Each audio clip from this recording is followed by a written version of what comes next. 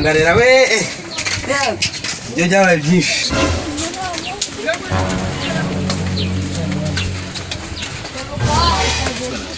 Mbega amanyo we ari kugenda yigira ngo yigira.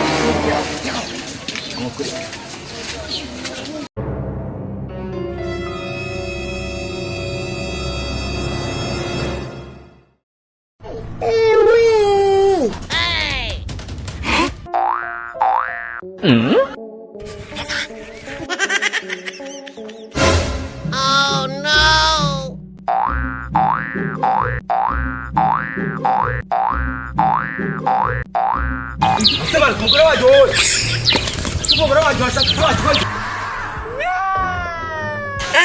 Umugabo wanjye none harasazira kumbonye banyura birukanka.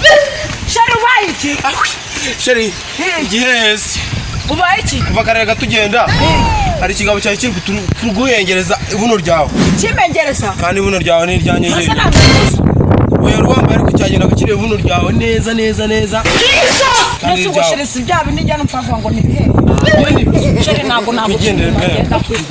Foto. Sheri ubundi buramu cyangwa uri kumbe. Ndagukunda. Uramu? Ndagukunda. Njye ndagukundira n'umutima wanjye wose. Aha, njye bireke noneho.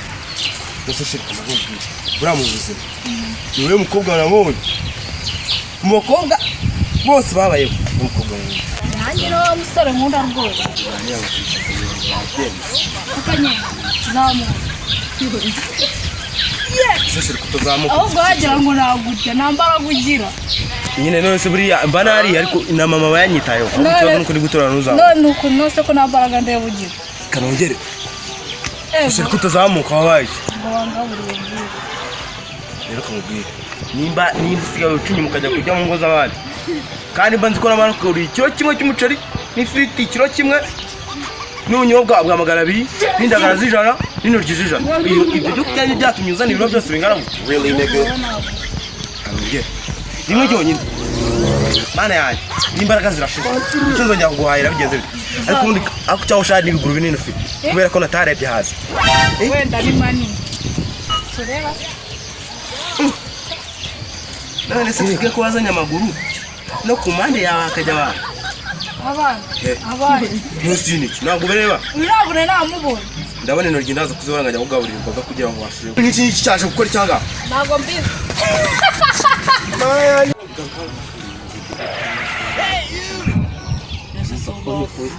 Uyu munsi rwose ndashaka ngo umurire serivisi ikeneye. Wano wabaje. Kiragikobwa ndagasa.